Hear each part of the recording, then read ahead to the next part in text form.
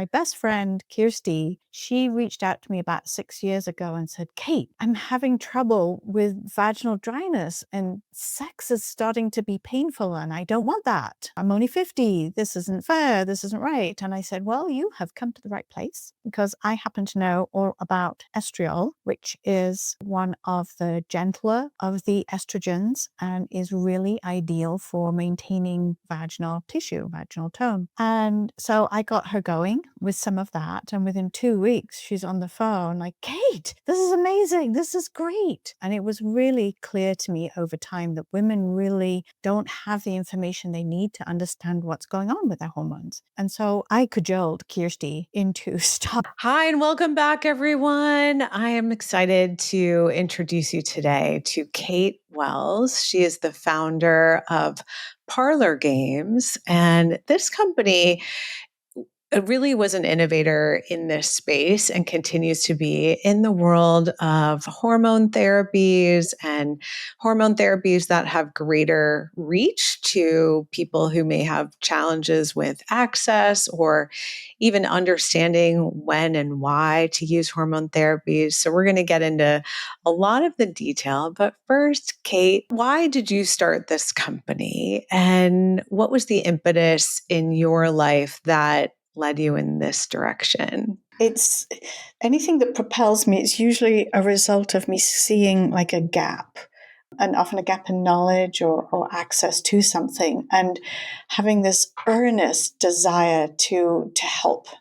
And this all started, I have a professional line of hormone creams, and my best friend, Kirsty, who is, co-founder, she reached out to me about 6 years ago and said, Kate, I'm having trouble with vaginal dryness and sex is starting to be painful and I don't want that. I'm only 50. This isn't fair. This isn't right. And I said, well, you have come to the right place because I happen to know all about estriol, which is one of the gentler of the estrogens and is really ideal for maintaining vaginal tissue, vaginal tone. And so I got her going with some of that. And within 2 weeks, she's on the phone like, Kate, this is amazing. This is great. And I've been going to medical conferences and educating practitioners for years. And I would often find myself in an exhibit hall surrounded by other exhibitors. And oftentimes they're women. And I would have a group of them around me asking about hormones. And it was really clear to me over time that women really don't have the information they need to understand what's going on with their hormones. And then they hit sort of 55, 60, and all of a sudden it's kind of come on slowly, but their vaginas are starting to hurt. It's starting to be painful. And women are hungry for information. So I knew this demand was there, and we're not being served by practitioners. And so I cajoled Kirsty into starting Parlor Games. I knew this demand was here, but my experience is all B2B. I've been in the integrative medicine world for years. I don't have the front-facing customer side of it, and she does. She's a serial entrepreneur, and she has the tech side. She understands how, the marketing to customer side. And so eventually I cajoled her into starting Parlor Games. And, our flagship product, the, vaginal estriol, is really what got us going. So what were you doing before that? And when did you start this company? I have had a long career, as I mentioned, in integrative medicine. I was the COO and president of Labrix Clinical Services for a long time. That is a salivary hormone testing laboratory. And so we would go to events and we would educate practitioners. And so I am a businesswoman. I have an MBA. I love the business process. I am a businesswoman through and through. And I also fell in love with this biochemistry. At these medical conferences, I wouldn't just sit at the booth and just watch the crowds go by. I was in there. I was listening to the presentations. And we had a team of staff physicians who would coach our practitioners on how to use salivary hormone testing for their patients. And I would listen. I would absorb it. I just could not get enough of this information. When that company, which I'm still in contact with, the team there, like 9 years later, When that was purchased by another lab, Doctors Data, I took the opportunity to step away from that. And I went to do some product development with Kashi Clinical Laboratories, which is a genetics testing laboratory. And that was just like this whole new realm of biochemistry that's tied to genetics, and did product development there for a couple of years. And I just, again, fell in love all over again with genetics, and then decided to retire, or at least attempt to retire. And that did not go very well. And, and anyone who knows me, it's like, I don't think you're ever going to retire. It doesn't matter how many times you try, you're probably not going to be successful at that. And so as I was kicking around thinking, all right, what am I going to do next? This is where the ideas for Parlor Games began to surface. And I went through this, what for me was just an unutterably painful phase of waiting, knowing that something was coming, but I wasn't there yet. And I'm a woman of action. No, I am happiest when I've got a list to work my way through, or some papers to read, or something like that. But I knew something was coming, and I just had to endure the inaction phase. And then, of course, when Kirsty and I got going on this 5 years ago, so 2020, how to start a business during a pandemic. I get that. Finally, it was like, oh, the gears are starting to kick in. The cogs are whirring. And I will tell you, Jessica, it has been nonstop since then. Well, that's good. And I think there are certainly a subpopulation of women who are like ready to retire early. They have other goals, different kinds of goals. But I think one of the things that's so interesting about the menopause conversation that we're having now, and I think you're just a living example of this, is that a lot of women at 55, 65, 75 even, don't want to retire or can't. I mean, that's sometimes a real financial reality, given that we talk so much about longevity and health span in our work.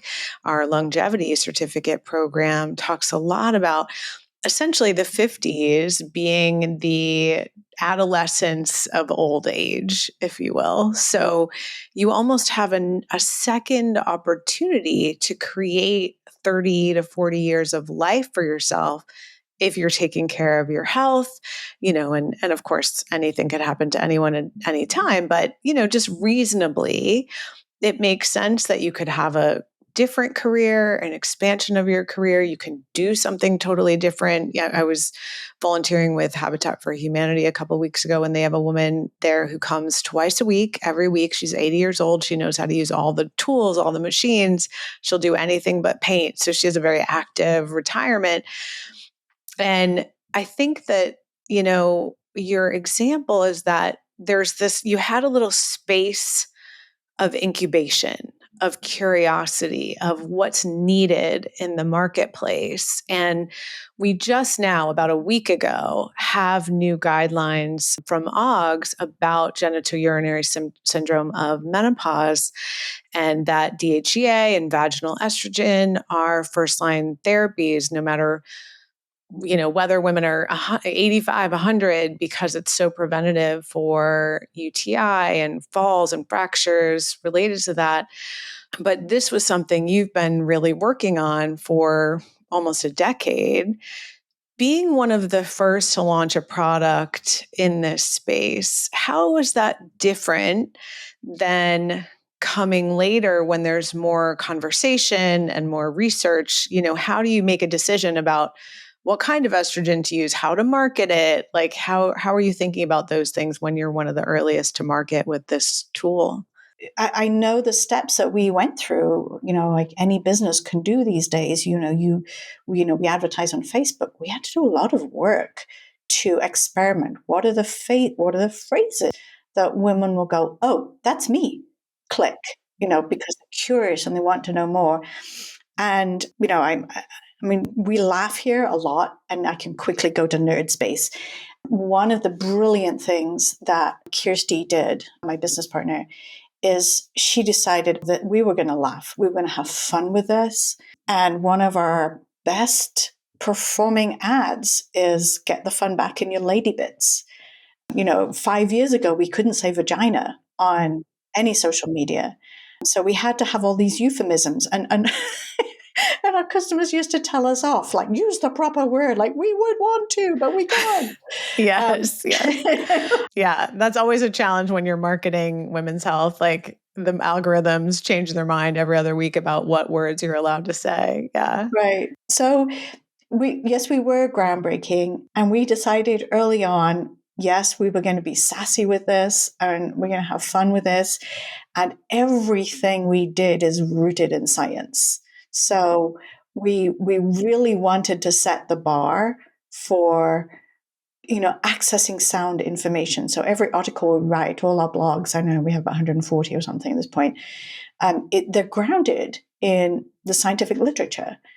So that, when women are looking for information, trying to work out what's going on, they can come to our website and know it's solid information. And so that kind of foundation principle, I think, has helped us be successful. And plus, we have a community. One of the things that we recognized really early on was how lonely women were with this issue of vaginal dryness, genitourinary health in general, incontinence. And we have a Facebook community for our customers where, this is no holds barred, but it is a safe space for women to share what's going on, to, receive affirmation and receive feedback, and to know that they are not alone and that there are solutions. And so a big part of what we wanted was to give women hope. And so as new players have come into this, there's two things that go on in my mind. And a lot of my work in the last 5 years has been about, gentling my ego, telling it to go sit in the corner, like, you do not belong here, be quiet. And so there's two things happens. When I see another entrant, I'm like, this is my space. And then after, like, no, it's not. You are starting something. Everyone that comes into this space as a result of this growing information is contributing to women's health, to making a difference for women, to giving them hope, to giving them choices. And that's what this is about. Yeah. And I think one of the reasons I think it might be maybe easier to do that when you're in this kind of second or even third phase of your career is you've seen that, business is messy. Sometimes it's hard. Sometimes it's competitive. Sometimes things change. And I really like how you and your colleague and your friend went into this with a real mission towards keeping the work itself joyful, because I think that will obviously bleed into your clients, into your community. It's a part of what could set your company apart, as there are different kinds of competitors. You were mentioning a little bit before we started how, you've been learning in conferences about how other company cultures are talking about, grounding themselves in the labyrinth, but really grounding and pleasure and joy and female friendship and connection seem to be real themes of your entire company. How do you sustain that as your company grows? So as a professional businesswoman, I've had the chance to try and create positive workplaces. When it's for someone else, there's only so much you can do. And so when we started Parlor Games, we were really clear that we never wanted to create an environment where women could not be themselves. We have some employment practices that are pretty experimental. 30 hours is our full-time work week. And we do employ a lot of women, and they are often juggling family demands. And so our principle is, all right, work hard for those 30 hours, but then when you're done, you're done. Go and live the rest of your life. And we train our employees. We have it's very sequential, it's very structured. If we've got like a really sharp cookie, they go right through that really quickly. But someone needs to take a little more time to absorb and reiterate and learn. That's fine too. Success is not a point, it is a continuum. So we try and meet our team members where they are. I mean, we have smart women, I will say. We do we do start off stacking the deck. Mm-hmm. But we also hire women with a sense of humor, and not be able to take yourself too seriously. Take the work seriously, but not yourself. So as we bring people on, we do try and inculcate that sense of, this is a group of women turning up to make a difference in other women's lives. And we attract the people who want to do that.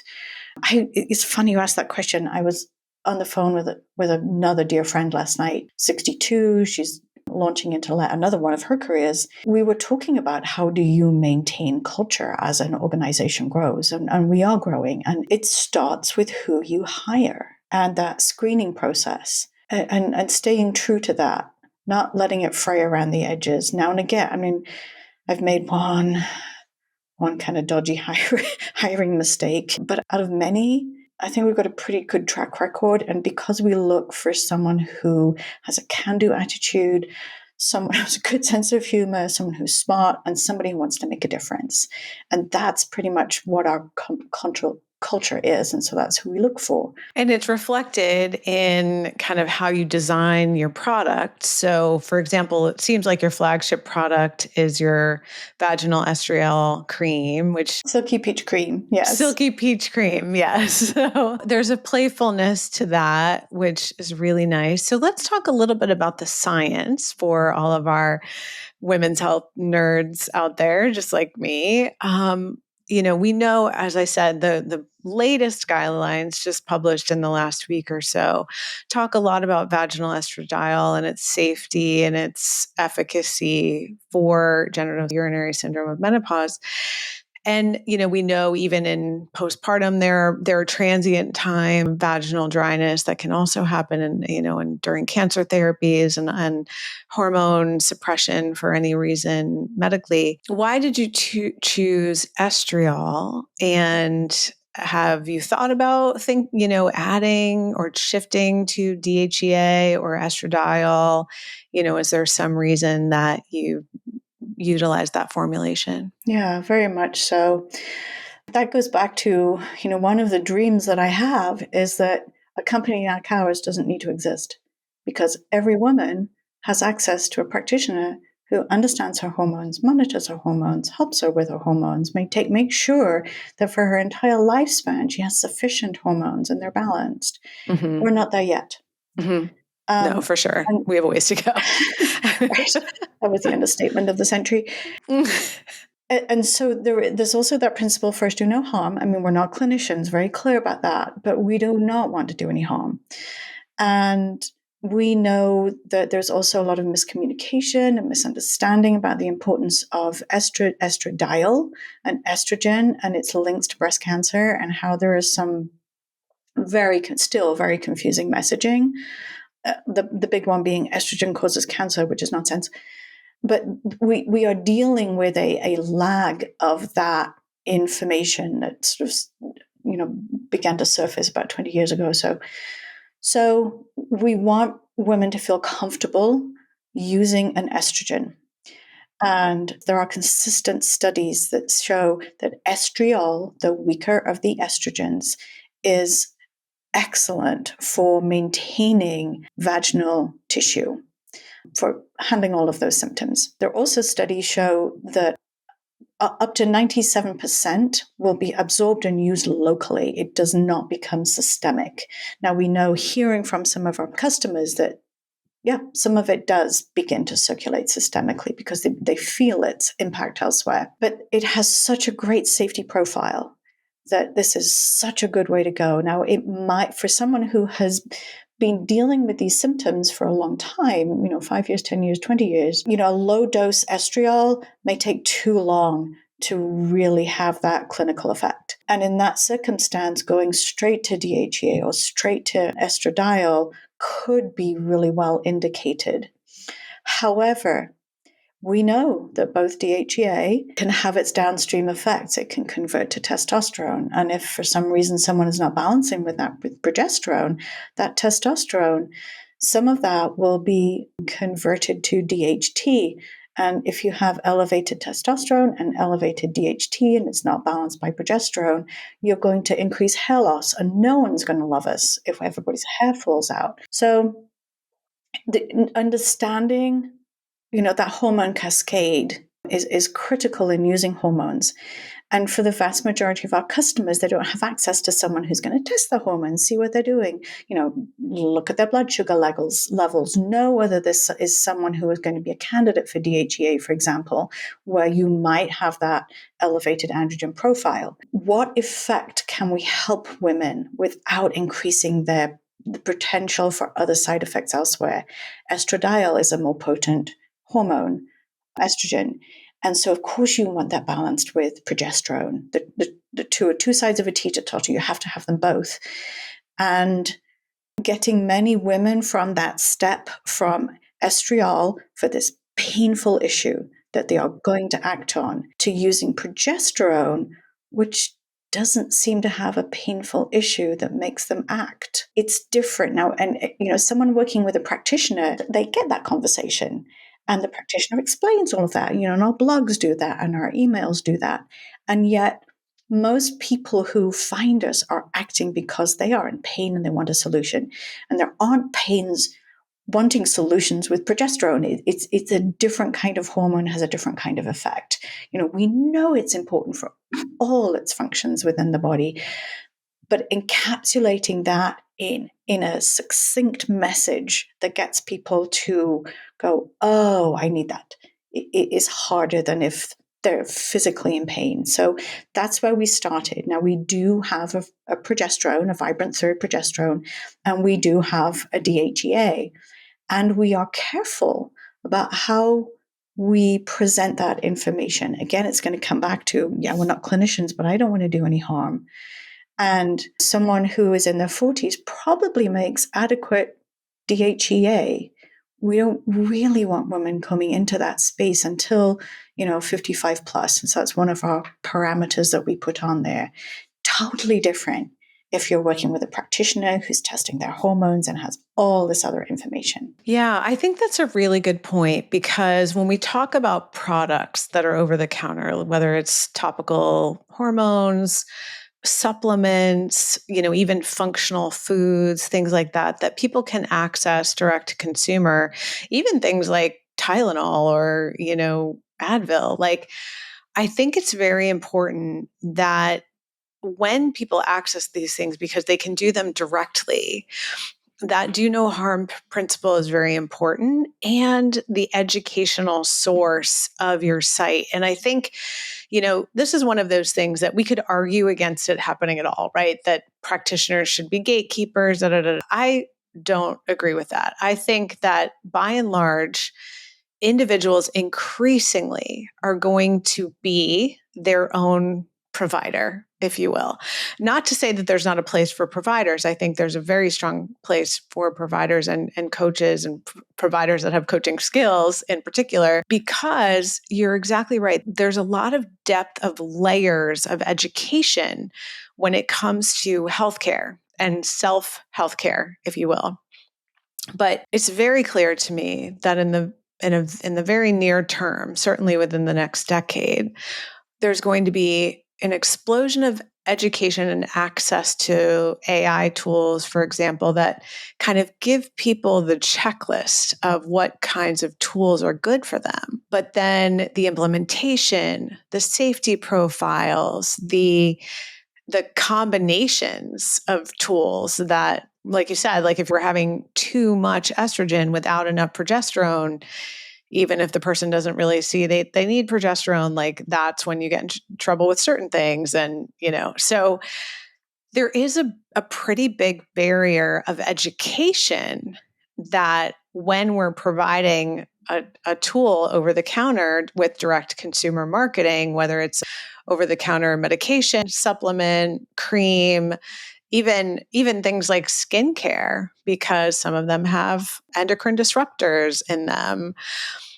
That educational piece and helping people make decisions that are the least complex is, I think, a really important thing to think about for anyone listening who's thinking about, creating a product business, or even educating your clients on how to use different products and how to choose among different products, because that there is a real jump for people who maybe, you and I are deeply immersed in this space, so certain things feel obvious, but for others, it can be really confusing. So I think that's a very safety conscious approach, which is, efficacy is important, but with direct to consumer, I think safety is even better, even more important.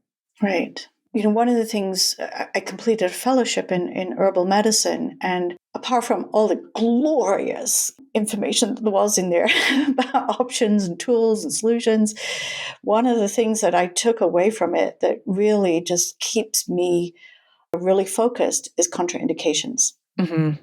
And there are horror stories of people who have tried this and they try that, and they think copper is important for this, and they've got to get some iron in, and then they've got to get some valerian in for this and that and this, that, and the other, and before you know it, you've really disrupted many of the natural pathways in the body, which have downstream consequences.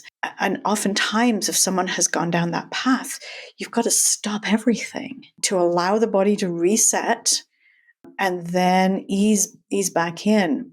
But oftentimes, if it's got that complex and it's that convoluted, a practitioner is going to be needed to help someone when they have gone down that pathway. Yeah, absolutely. Absolutely. I'm really, really excited to always run into practitioners who are, they're not MDs, they're not NDs, they're not nurse practitioners. I know a lot of chiropractors who really understand integrative medicine, and practice that. I think some of the smartest people I know are some of the nutritionists, because there is so much complexity to nutrition and using that functionally. And of course, your NDs, oh my goodness, their biochemistry knowledge is just fabulous. So I think it's exciting that there are a growing number of practitioners who are able to be super helpful to people in this field. And without some of the constraints that there are, established medicine, should we just call it that, where there are standards of care and there are rules, and you get 5.5 minutes if you're lucky. And those systems are built for acute care, and this country's pretty good at acute care, but not with the chronic stuff. And that's where some of these really clever, thoughtful practitioners come into that space to really help people. And whether it is unwinding something complex or it's just finding a little leverage point with something that just makes a difference. So I'm pretty excited that you have this group of practitioners who are this coterie of awesomeness, I would just say. They are, absolutely. Well, and I think, one of the things I think is really powerful about the product line that you've created, and particularly the vulvar estriol, is that, we work with a lot of pelvic, physical, and occupational therapists, like you said, nutritionists who are experts in biochemistry, naturopaths, gynecologists even. And sometimes, for example, the gynecologist may be working with a very complex client, someone who maybe has MCAS or something where they're very sensitive to anything. I have MCAS clients, mast cell activation syndrome clients who are sensitive or allergic to the medications for mast cell activation syndrome. So that can be complicated. And I think so even the highest, most trained professionals such as gynecologists in this area, having a wider suite of options, because maybe their first line therapy based on evidence-based guidelines is say, topical estradiol. But in the standard preparations, which may be most accessible, maybe less expensive, whatever, there are things that that person's allergic to and they can't tolerate it. And it actually makes their symptoms worse to have other options that are in different base mediums that may be gentler. Sometimes people that have had this, as you said, maybe they've had this for a decade before anyone really even started to address it. That would be not at all uncommon. I mean, sometimes 2 decades, especially after the Women's Health Initiative really shut down any prescription of estrogen. You sometimes have to start low so the person can even tolerate it for a while. And then for practitioners who are seeing a lot of vulvas, like pelvic PTs and OTs, they do have that chemistry and biochemistry training to be able to help patients really get that next level of education. So, what is the difference between essentially compounded estradiol or estriol with, standard prescriptions of estrogen, estradiol, or even compounded estradiol and DHEA in a standard preparation or compounded? Like, why would people use these different things? They're working with vulvar pain all day long, and them understanding why we might choose a very mild preparation that's over the counter could make a big difference to people with vulvodynia, vulvar pain, menopausal dryness. And I've even started some of my clients, because I seem to work with the sensitive of the sensitive group, which unfortunately at times I've known myself, my body has been that person. So it's a good way to learn, not recommended, but you do learn. And sometimes it's like we maybe can't even put it on the vulva. We have to start on the inner thigh or, just get the body used to it. So I think having a range of options that clinicians and providers understand, they can be part of that educational hurdle and leap for patients. The other piece that plays into this is, we know that healthcare carries cost, and wellness care is usually its own cost, unreimbursable. And so, for something like, maintaining vulva health, that's a lifetime thing. We get the question, well, how long do I have to use it? My response is often, well, how long do you want to be able to pee comfortably? For me, which is like 5 minutes before I keel over. And so the affordability for people who are on fixed incomes, who don't have, deep pockets and can afford to, just pay for stuff. There are a lot of people in that category. And so having affordable options is also a piece of it. Someone may be making the choice to spend the money to work with a physical therapist, and that could be absorbing all their spare cash. And so the resources to help, products to help, those need to be affordable. So when you think about where we are now, we've been selling our products for 4.5 years now. And, friends and people will say, well, was this your vision to be this size? Like, absolutely not. We just thought, this is important. Let's go for it. We both have a lot of business experience. And so we were drawing on that. But we never set off like with these huge goals, financial goals or anything like that. It was just to help. Well, and what we're finding is that so many people do need help. And so we're just part of the mix that people, of all the resources that people are trying to access to find help. So yeah, absolutely. I really appreciate you sharing the entire journey, some of the clinical decisions that you made based on your scientific background and your herbalism background, and wanting to really take that approach of caution combined with effectiveness. Anything else you want to share before we wrap up? I feel incredibly fortunate. It's more than fortunate. I hesitate to use the term blessed, but it's in that kind of category to be able to do what is my mission work. It turns out this is what I am on the earth to do. I would just say for, your audience who is listening, anytime you feel yourself flailing and thinking, oh God, am I doing the right thing? Just like get still and think about that bigger mission. See if you can tap into what it feels like in your heart to be doing the right work, doing the right thing in the right place at the right time. And if you can find that, it can be transformative. So being a clinician and also being a businesswoman can be hard because it's two conflicting sets of knowledge, I think. And so being able to link the two with heart can really be transformative because you get to your inner yeses on things as well as your inner no's. Yeah. What not to do is sometimes more important than what to do. Indeed. Thank you so much, Kate. This has been an absolute delight. I appreciate the work and dedication that you've put into your products and really thinking about their quality and their affordability and their accessibility, and all really stemming from a desire to help your friend and then taking that joyful energy and the wisdom of your decades of business experience and applying it to something really, really important and underserved. So thank you for the work that you do. Well, thank you for your time and also for the work that you are doing. There are connectors in this world that are so critical. People who connect others and people who connect others with information. And what you're doing is playing a really important role. And so, I just want to, notice and honor that in you too. Thank you. Thank you so much. I really appreciate it.